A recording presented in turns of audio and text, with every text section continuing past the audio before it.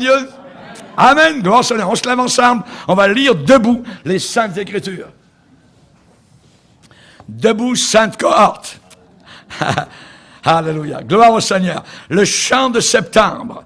Le chant de septembre. Nous allons aller dans le psaume 144. Psaume 144. Et nous allons lire le verset 3 et 4. C'est David qui a écrit cette parole inspirée, et il déclare « Éternel, qu'est-ce que l'homme pour que tu le connaisses? Le Fils de l'homme, pour que tu prennes garde à lui. L'homme est semblable à un souffle. Ses jours sont comme l'ombre qui passe. » Seigneur, nous sommes devant toi. Cette parole, Seigneur, est éternelle. Nous savons, Seigneur, que nous ne sommes que de passage sur cette terre. Les cimetières sont là pour nous le dire et nous le répéter. Nous savons que nous ne resterons pas toujours dans ce lieu planétaire. Nous te demandons, Seigneur, de bénir ta puissante parole. Tu connais ceux et celles qui ont besoin d'entendre ce message. Tu connais ceux qui sont éloignés de toi et qui ont besoin de revenir à toi. Tu connais ceux qui ne sont pas sauvés et qui ont besoin de l'être. Nous te demandons, Seigneur, de bénir cette parole, ce pain que ce matin sur ta table, tu nous apportes.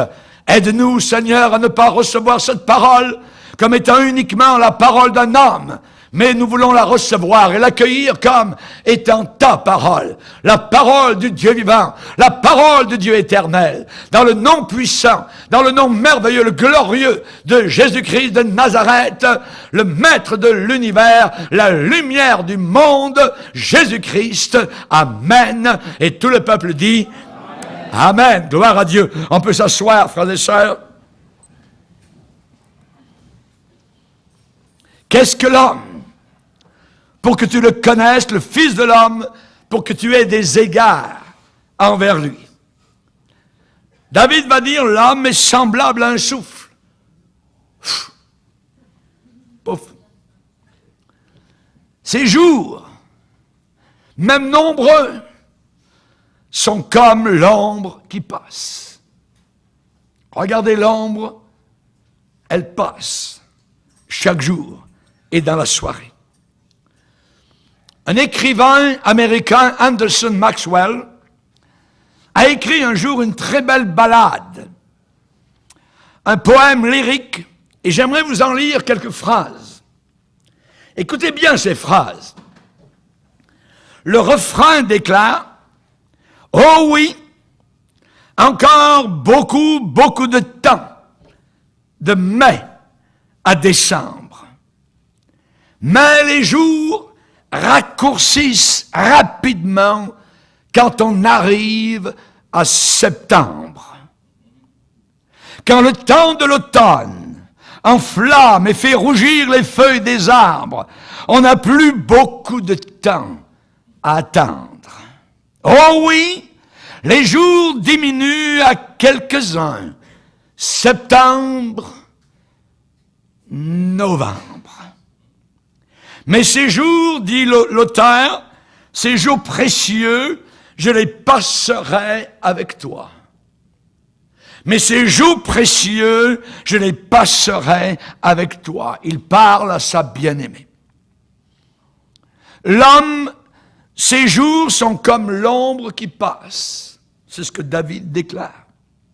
Vous savez, Jésus a su, à un moment donné de son périple terrestre, que ses jours arrivaient à leur fin.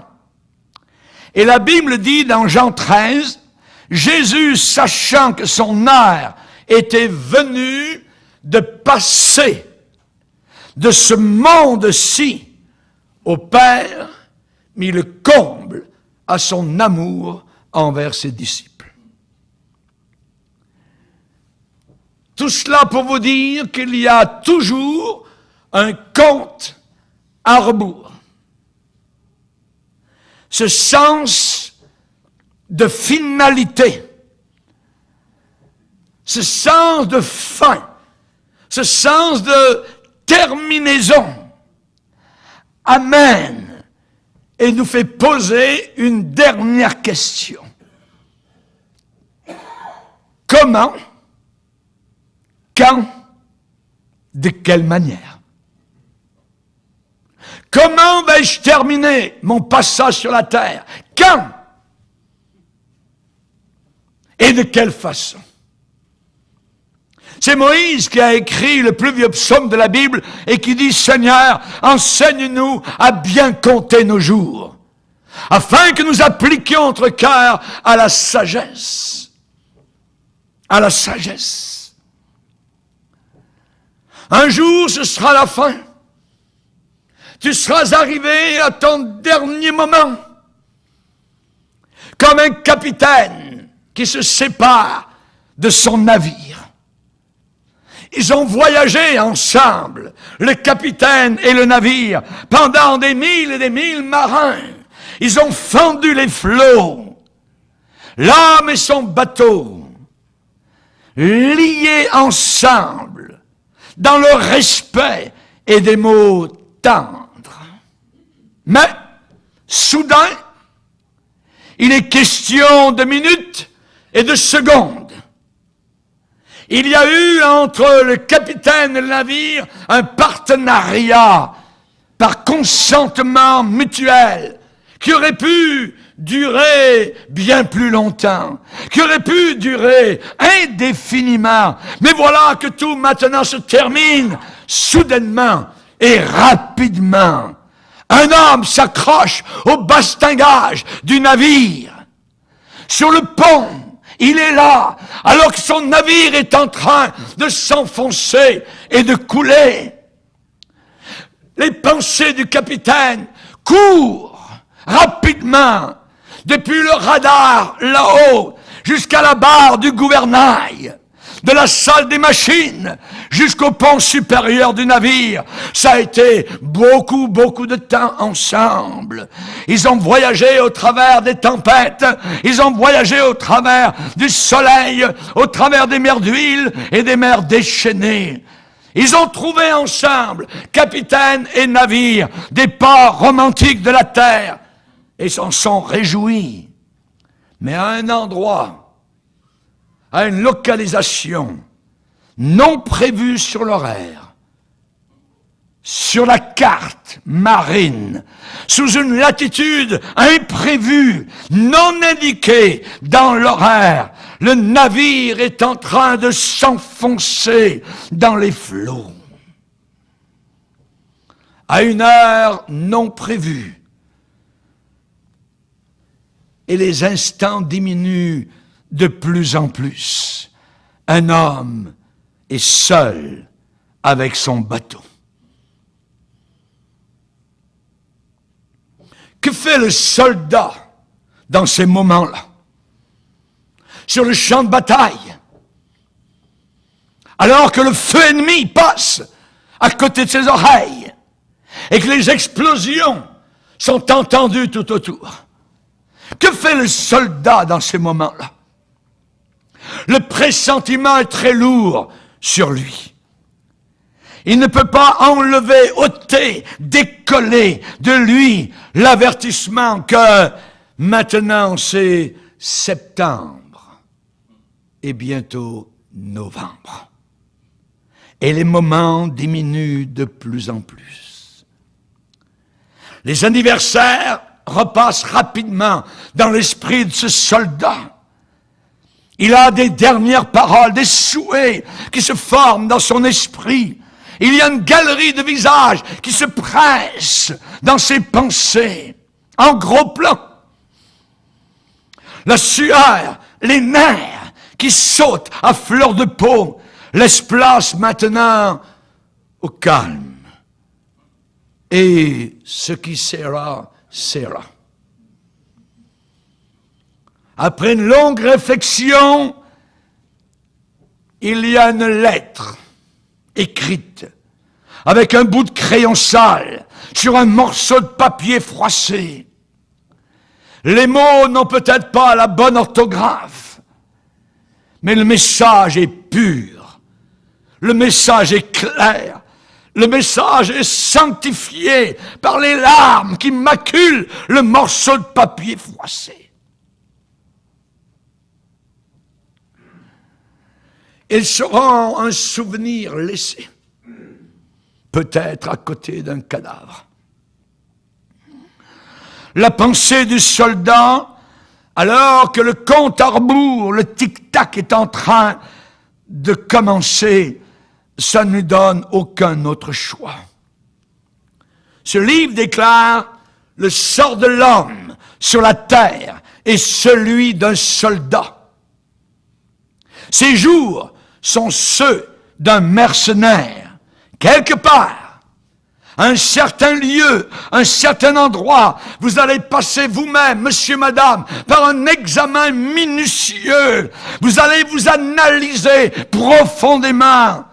Comme le poète dit, quand le temps d'automne fait rougir les feuilles d'arbres, vous aussi, vous allez éliminer tout et chacun et faire votre choix.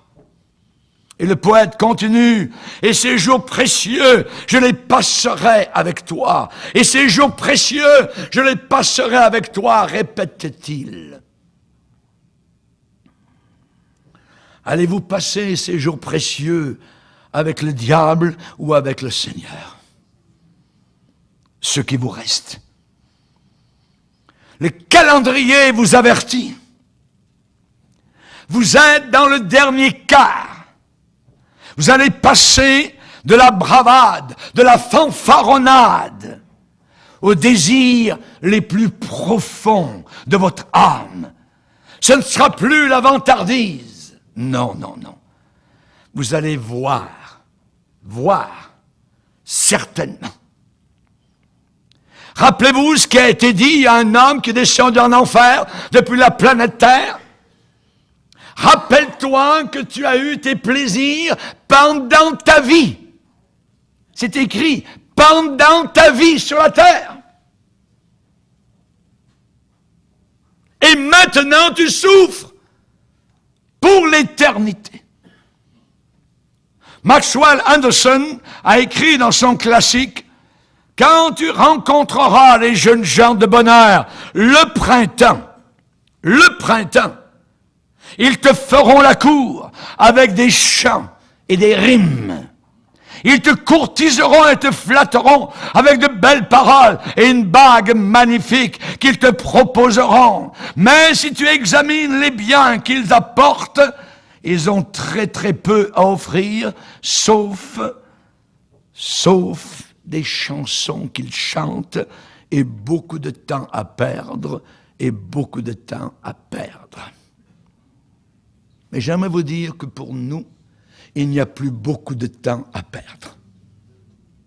Ce livre dit « rachetez le temps ».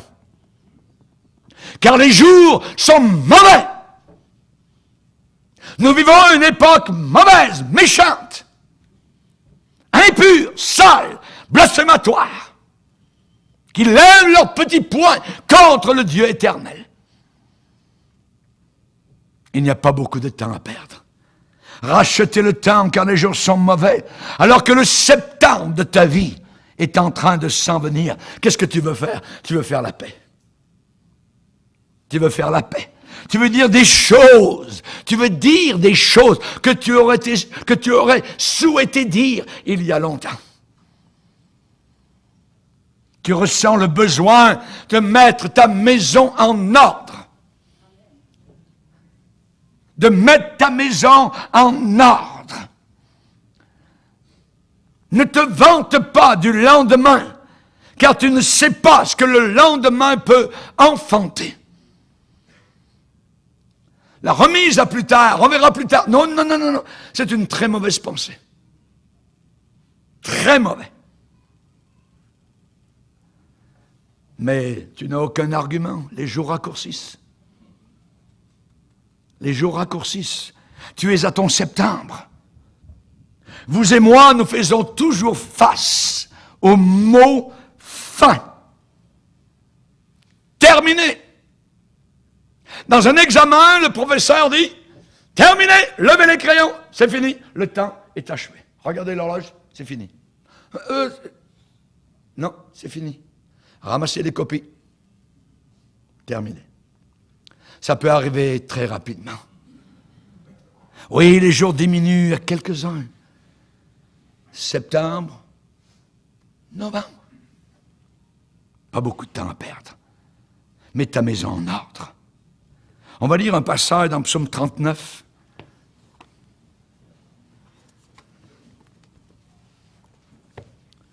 Psaume 39, verset 5. C'est David qui pose une question au Seigneur. Éternel, dis-moi, quel est le terme de ma vie, la fin de ma vie? Quelle est la mesure de mes jours? Que je sache. Ça veut dire que je comprenne bien combien je suis fragile. Voici, tu as donné à mes jours la largeur de la main. Oh my, pas très long ça. Regardez votre main. Regardez la largeur. Vous commencez ici, vous finissez ici. Tu as donné à mes jours la largeur de la main et ma vie est comme un rien devant toi. Oui, tout homme debout n'est qu'un souffle. Pause. Le mot pause est inspiré. Ça veut dire arrête-toi et réfléchis. Pause. Et il répète au verset 7, oui, l'homme se promène comme une ombre. Il s'agite vainement. Il amasse beaucoup de choses, beaucoup de biens. Et il ne sait pas qui recueillera. Maintenant, Seigneur, que puis-je espérer? En toi est mon espérance. Il le redit à la fin du verset 12. Encore, oui, oui, tout homme est un souffle. La Bible dit qu'il est réservé aux hommes de mourir une seule fois. Une seule fois. On n'aura pas la chance, le privilège de revenir et de réessayer de mourir une deuxième fois. Non, non, non. Ça, c'est hindou, c'est païen, c'est la réincarnation, c'est complètement le mensonge venant de l'enfer. À l'exception de Josué et d'Ézéchias, le temps va toujours dans la même direction. De l'avant, jamais de l'arrière. Sauf 2 fois dans la Bible, c'est arrivé dans l'histoire de l'univers, du temps de Josué, où la journée a été rallongée pour que Josué gagne une bataille, et du temps d'Ézéchias, pour que Ézéchias voit la puissance de Dieu, l'ombre qui était en train de s'allonger sur les escaliers à Jérusalem, soudain s'est arrêtée et a reculé de l'autre côté. Mais pour toi, mon ami, il n'y aura pas d'ombre qui va reculer. L'ombre va toujours s'avancer. Salomon a noté, a remarqué les panneaux de signalisation de septembre. Regardez, on va les lire. Ecclésiaste 12. Ecclésiaste chapitre 12.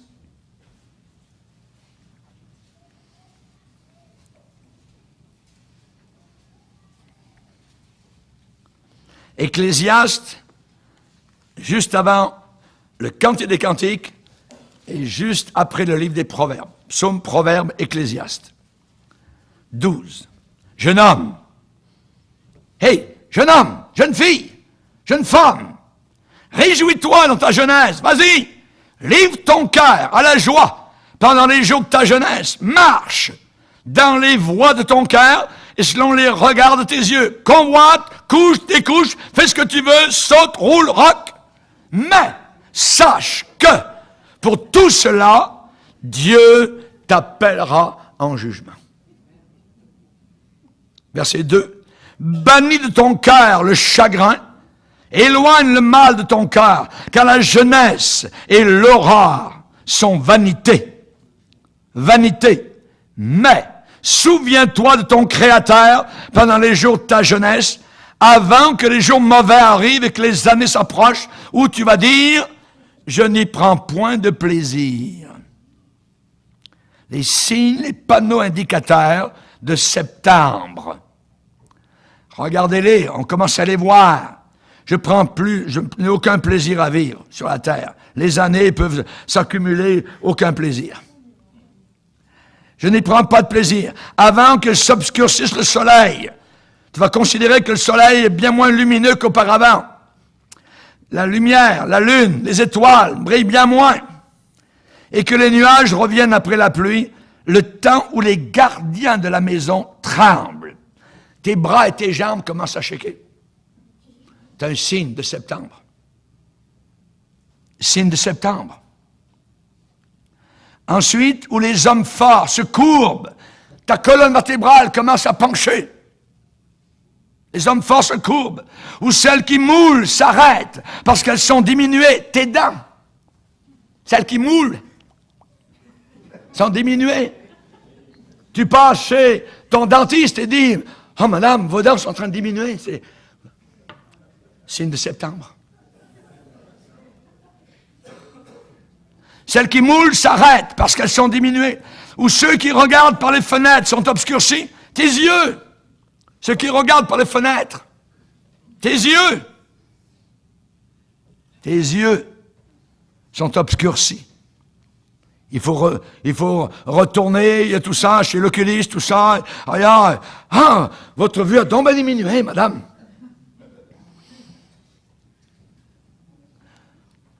Où les deux battants de la porte se ferment sur la rue quand s'abaisse le bruit de la meule.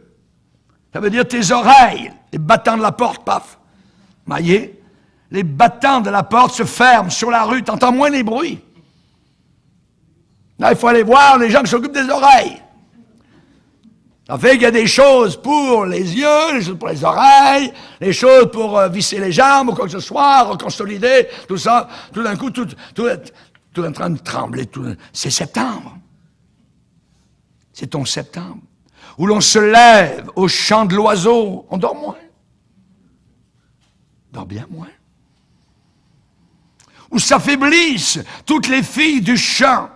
Et où l'on redoute ce qui est élevé. Alors on a besoin d'une canne, on a besoin des escaliers. On ne regardait pas auparavant, on a besoin maintenant d'une chose pour nous aider à descendre, parce que on craint, on a peur de tomber. Où l'on redoute ce qui est élevé, où l'on a des terreurs en chemin, on a peur. Est-ce que la porte est bien fermée ce soir? Avant, on s'en foutait complètement. Ouais. Où l'on a des terreurs en chemin, où l'amandier fleurit. Pouf! Qu'est-ce qui fleurit? L'amandier. Quand l'amandier fleurit, il est tout blanc. L'amandier fleurit. Vous commencez à fleurir d'une couleur nouvelle qui vous fait pleurer. L'amandier fleurit.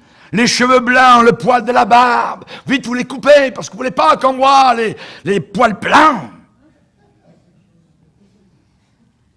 Où le capre n'a plus d'effet. Maintenant, c'est le palais. Vous ne goûtez plus. Il n'y a plus de goût. Voyez?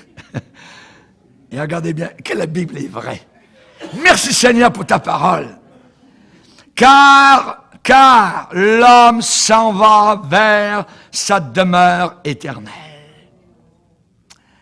Et les pleureurs parcourent les rues avant que le cordon d'argent se détache et que le vase d'or, votre cœur, se brise, paf, et que le seau se rompe sur la source. Ça veut dire les veines se cassent. La pompe ne marche plus. Et la roue se casse sur la citerne avant que la poussière retourne à la terre comme elle y était et que l'esprit retourne à Dieu qui l'a donné.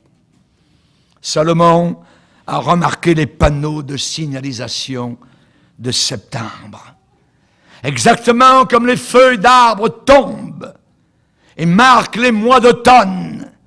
Les anniversaires maintenant sont avancés. 50 ans. 60. Après, On n'en parle plus. 70? Oh, 80? Non.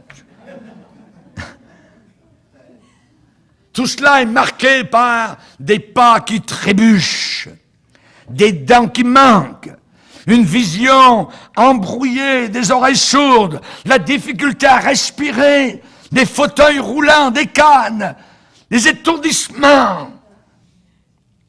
La Bible a une expression, l'apôtre Pierre dit, pendant le temps qui lui reste à vivre dans son corps. Pendant le temps qui lui reste. C'est une histoire de temps.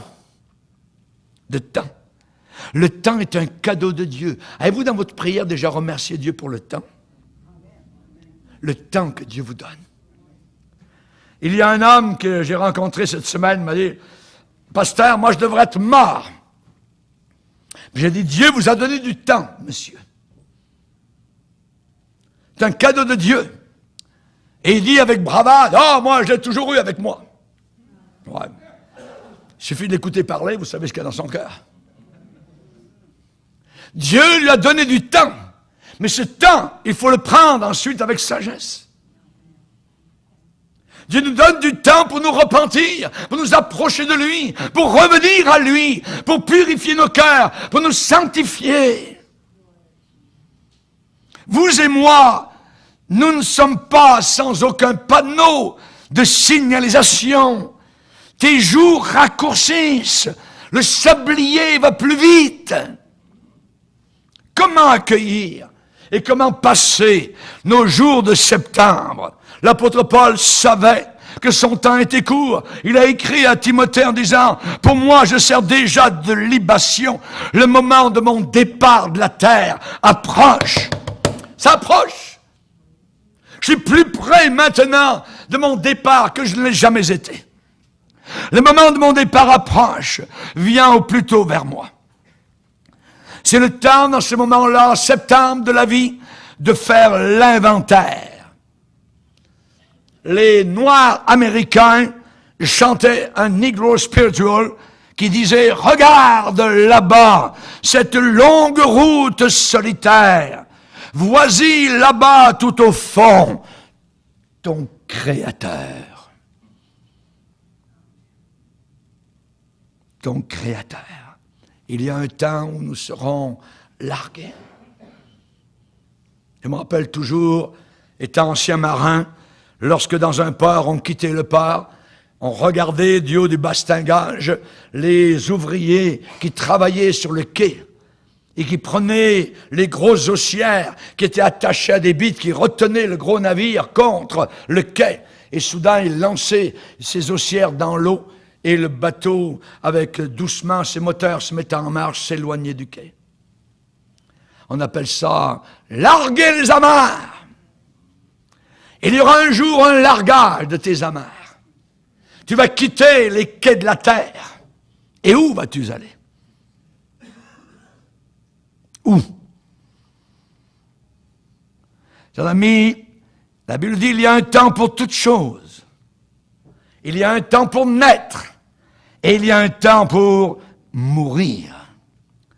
Le poète a dit les jours raccourcissent quand on arrive à septembre. Vous savez, les séparations ne sont jamais faciles. Regardez à l'aéroport, des gens s'embrasser, pleurer, parce qu'il y a séparation. Regardez les gens sur le quai qui disent au revoir. Les jours raccourcissent quand on arrive à septembre. Il y a une extrême agonie. Il y a une agonie écrasante pour un cher mari. Voir son épouse chérie être grignotée. Cette compagne de vie qui a été pendant 30, 40, 50 ans avec lui. Et il arrive à regret, à contre-cœur, à ce septembre. Toute chair est comme l'herbe, et toute sa gloire comme la fleur de l'herbe. L'herbe sèche, la fleur tombe, mais la parole du Seigneur demeure éternellement. Maxwell Anderson a écrit un autre paragraphe, il dit « Alors que je l'arrosais de larmes au lieu de perles, Alors que je l'arrosais de larmes. Notre histoire, la plupart d'entre nous, ont eu des commencements très humbles, petits. Nous n'avions pas beaucoup à offrir. Qu'est-ce que nous avions à offrir à l'autre? Des promesses. Des promesses. Je promets de t'aimer. Je promets de travailler dur. De croire l'un dans l'autre. Et certaines de ces promesses qui ont été faites au mois de mai de la vie, ont été accomplies au septembre de la vie. Quand Jésus avait dit, ils deviendront une seule chair, c'est pas arrivé le jour du mariage. Il a fallu des mois et des années pour devenir ensemble, pour mettre de l'eau dans notre vin, pour arriver à devenir une seule unité. Alors que je l'arrosais de larmes au lieu de perles. Ce mari regarde ses propres cheveux qui auparavant étaient noirs foncés et brillaient. Mais maintenant, ces mêmes cheveux ont été touchés par le gel.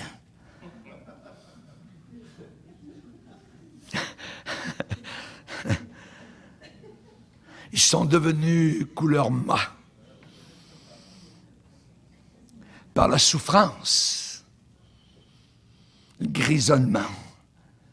Il regarde son front dans le miroir. Son front est maintenant ridé. Même quand il rit, quand la peau est, je dirais, déplissée, elle est quand même plissée. Il regarde son front ridé, les veines de ses mains qui sont maintenant prononcées, ses bras, et rien n'arrivera à le faire sortir de cette chambre d'hôpital. Et ces jours précieux, dit le poète, je les passerai avec toi. Et ces jours précieux, je les passerai avec toi. Il y a quelque chose de sérieux au sujet de l'automne. L'automne, c'est beau, mais c'est très sérieux. Le printemps, c'est différent.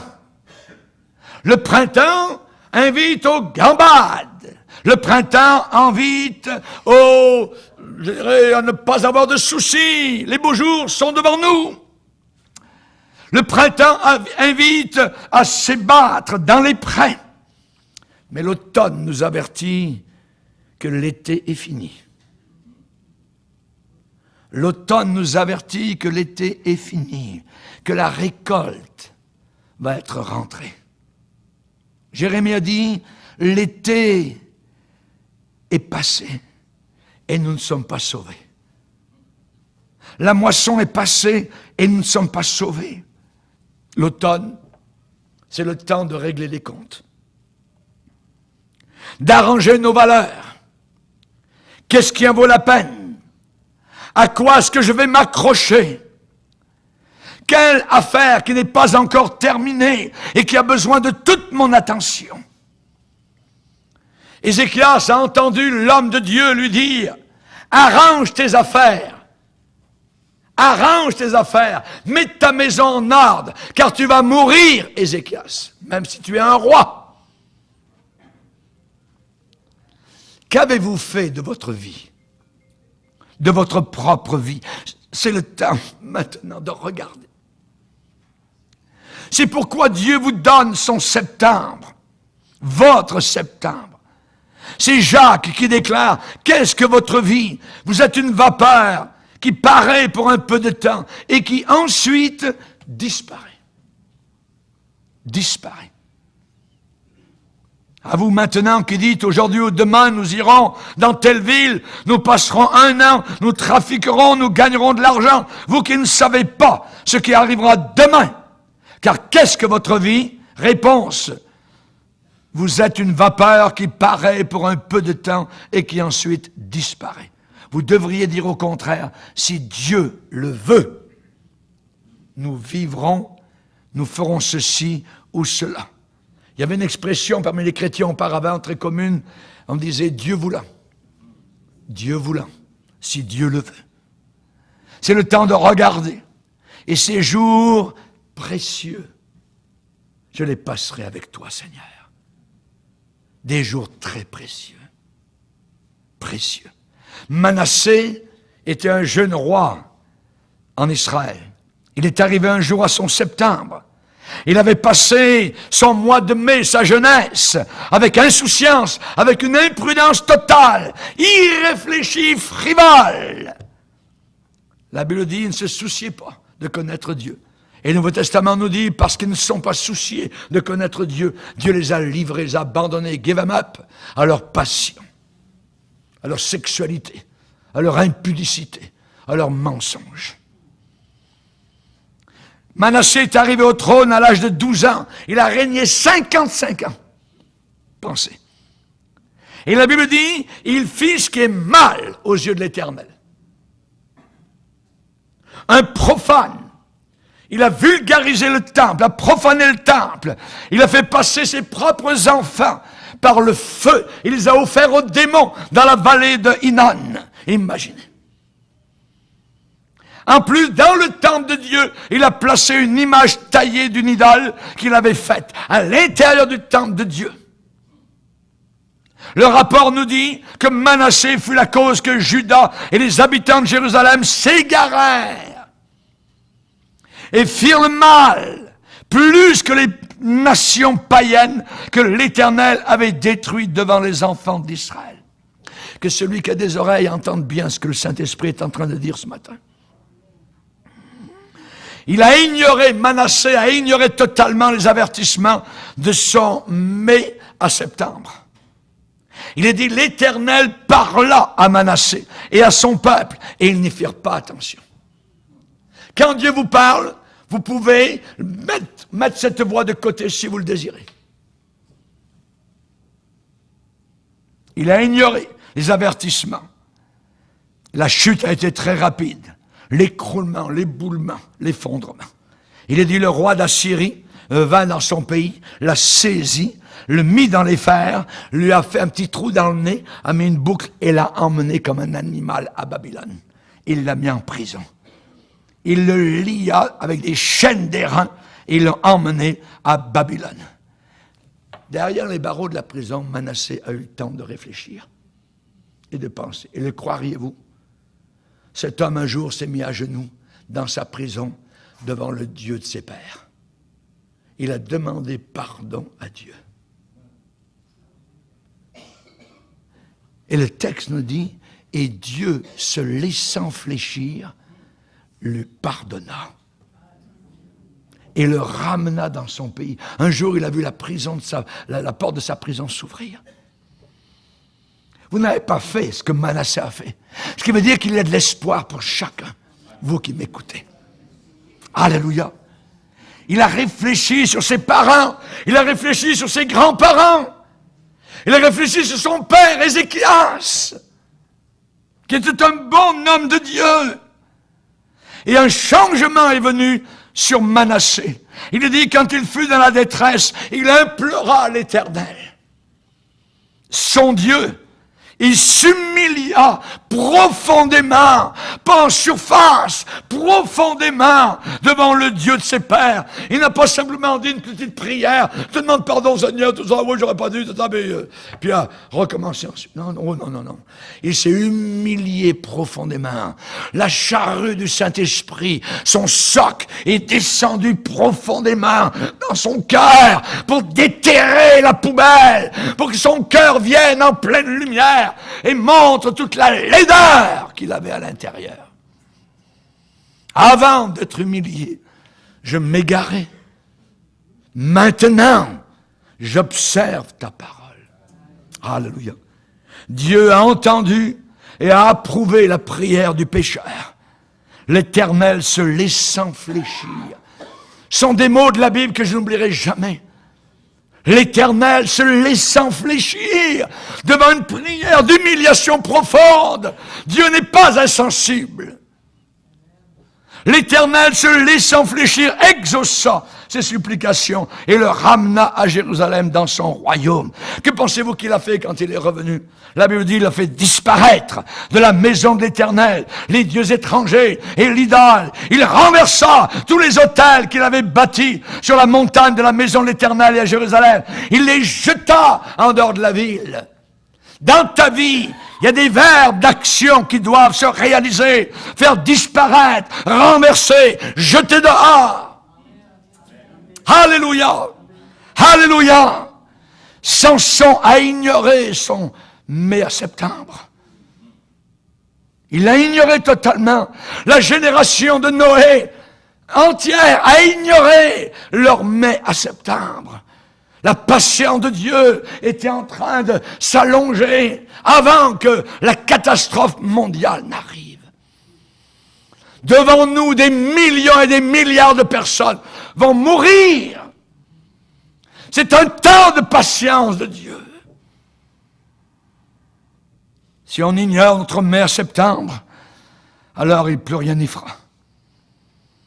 Jézabel était à Thyatire, une femme qui vivait dans l'impudicité, et elle enseignait l'impudicité à l'intérieur de l'Église.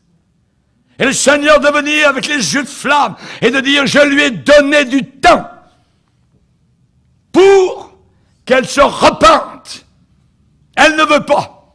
Alors, je la ferai mourir, elle et ses enfants. C'est dans le Nouveau Testament. Chers amis, Dieu vous a donné du temps. Certaines ménagères ont un ménage de printemps et en ont un autre en automne. Manassé, lui, a eu un nettoyage d'automne. Ça a marché. Il est dit que Manassé rétablit l'autel de l'Éternel et y offrit des sacrifices d'action de grâce, de reconnaissance, et il ordonna à son peuple de servir l'Éternel. Notre Dieu ne s'appelle pas Allah, il s'appelle l'Éternel. L'Éternel. Madame, monsieur, écoutez-moi bien, quand vous arrivez à votre septembre, c'est le temps pour des actions de correction. C'est le temps pour des actions qu'il faut corriger. Et vous devez prendre des actions finales et décisives. Anderson, dans son poème, dit « Les jours diminuent à quelques-uns qui sont très précieux. » Il y a beaucoup de comptes à rebours. Les présidents américains et leurs familles atteignent ce moment-là à la Maison-Blanche. C'est le temps de s'en aller. Bien vite, c'est le temps de quitter. Les Carter, les Reagan, les Bush, les Mulroney au Canada, ainsi de suite. Les officiers exécutifs d'une compagnie s'éloignent des salles de conseil et le marteau des décisions sera placé dans une autre main. Les joueurs au ballon accrochent leurs costumes au vestiaire. Les muscles, leurs muscles, ne répondent plus comme ils le devraient. Le chant du cygne de l'apôtre Paul se trouve dans la 2e épître à Timothée, sa dernière qu'il a écrite. Je l'ai apprise par cœur, entière. Elle m'a soutenu pendant des années et elle me soutient encore aujourd'hui. J'ai combattu le bon combat. J'ai achevé la course. J'ai gardé la foi. Désormais, la couronne de justice m'est réservée et le Seigneur me la donnera en ce jour-là, non seulement à moi, mais encore à tous ceux qui auront aimé sa venue. Alléluia. Alléluia. Le général MacArthur a déclaré « Les vieux soldats ne meurent jamais. Ils ne font que s'affaiblir et se flétrir. » Oui, nous arrivons tous à notre septembre. Et dans ce temps précieux, qu'est-ce que je vais garder avec moi? Quand vous atteignez le dernier quart, il y a des choses que vous voulez garder, et il y a des choses que vous voulez jeter. des choses que vous voulez abandonner. Dans Ecclésiaste 3, verset 7, il est dit, il y a un temps pour garder et il y a un temps pour jeter. Qu'est-ce que vous allez garder? Gardez la foi en Jésus-Christ. Gardez votre pureté, gardez votre sainteté, gardez votre zèle pour le Seigneur, votre bouillonnement pour Jésus, jusqu'à la fin. Et jetez l'impureté, rejetez les fausses doctrines, rejetez les faux prophètes, rejetez la légèreté, la frivolité.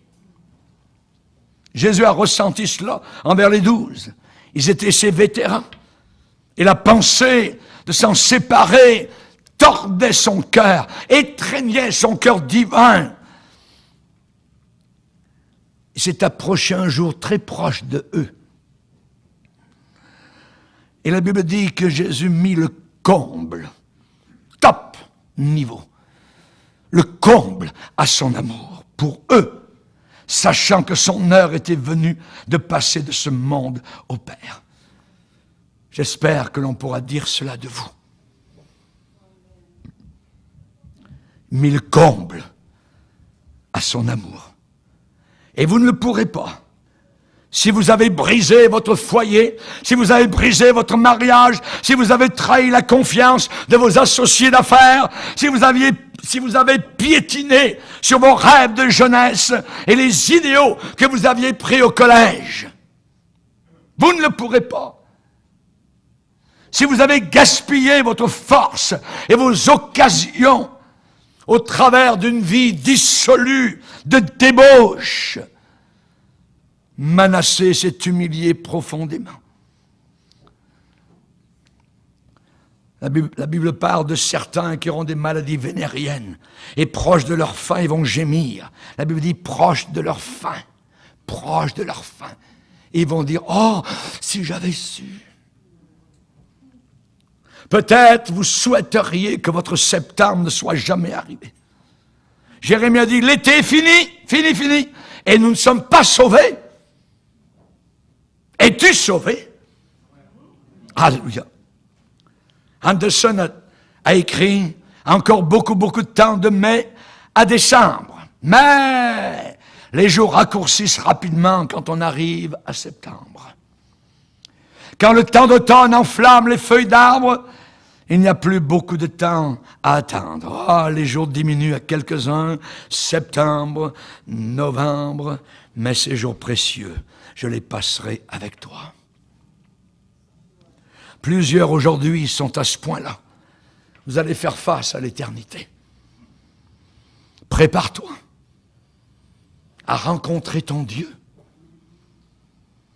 Pierre a dit, afin de vivre, non plus selon les convoitises des hommes, mais selon la volonté de Dieu, pendant le temps qu'il nous reste à vivre dans la chair. Investissons notre temps dans les choses de Dieu. Nous aurons des intérêts éternels. Rappelez-vous Lady Diane, à 36 ans, septembre 97, terminé. Pierre l'apôtre a dit, je regarde comme un devoir, aussi longtemps que je suis dans ce corps, de vous tenir en éveil par des avertissements, car je sais que je le quitterai subitement. Il le savait, Jésus l'avait dit. Nous devons vivre dans le siècle présent selon la sagesse, la justice et la piété. La grâce de Dieu nous enseigne. Quand votre vie arrivera à sa fin et à son terme, quelle sorte d'histoire cette vie va-t-elle raconter? Est-ce que votre vie va refléter des priorités qui auront honoré le Seigneur? Ou bien vous allez dire, oh, hélas, j'aurais dû, j'aurais pu. Non. Que vous puissiez partir de cette terre sans regret. Sans regret. Non, rien de rien, je ne regrette rien. On peut le dire, nous comme chrétiens, consacrés, attelés à la tâche, servant le Seigneur, tirant le char du roi. J'ai combattu le bon combat, j'ai achevé la course, j'ai gardé la foi. Québec, nous avons eu un pasteur, Samson, qui à 80 ans prêchait encore l'Évangile à Saint-Hyacinthe. Et je suis allé sur le cercueil de l'un de mes collègues, le pasteur Daigneault. Et j'en me rappellerai, sur son cercueil, il y avait une Bible, sa Bible, usée, froissée, grisonnante quasiment. Elle était ouverte à un passage de la Bible. Et ce passage se trouvait dans 2 Timothée, 1er chapitre. Je me suis approché du cadavre et j'ai regardé la Bible. Et il y avait entouré le passage. Ou dans 2 Timothée, 1er chapitre, et à partir de verset 10, notre Sauveur Jésus-Christ, qui a détruit la mort et a mis en évidence la vie et l'immortalité par l'Évangile. C'est pour cet Évangile que j'ai été établi prédicateur et apôtre chargé d'instruire les païens. L'homme et son navire. Seigneur, nous sommes devant toi. Seigneur, nous te bénissons pour notre septembre. Nous pouvons être jeunes et pourtant nous sommes rendus à septembre. On peut mourir à 10 ans. On peut mourir à 20 ans. À n'importe quel âge. Seigneur, nous sommes devant toi. Et nous désirons aujourd'hui, Seigneur, te parler. Et nous dire, Seigneur, nous voulons faire un nettoyage de grandeur dans nos cœurs, dans nos vies, dans nos âmes. Nous voulons, Seigneur, te servir. Nous voulons mettre nos priorités au bon endroit. Seigneur, nous voulons passer ces jours d'automne avec toi. Et ces jours précieux, je les passerai avec toi. Et ces jours précieux, je les passerai avec toi. Merci, Seigneur, pour ta parole. Au nom de Jésus, Amen. Levons-nous.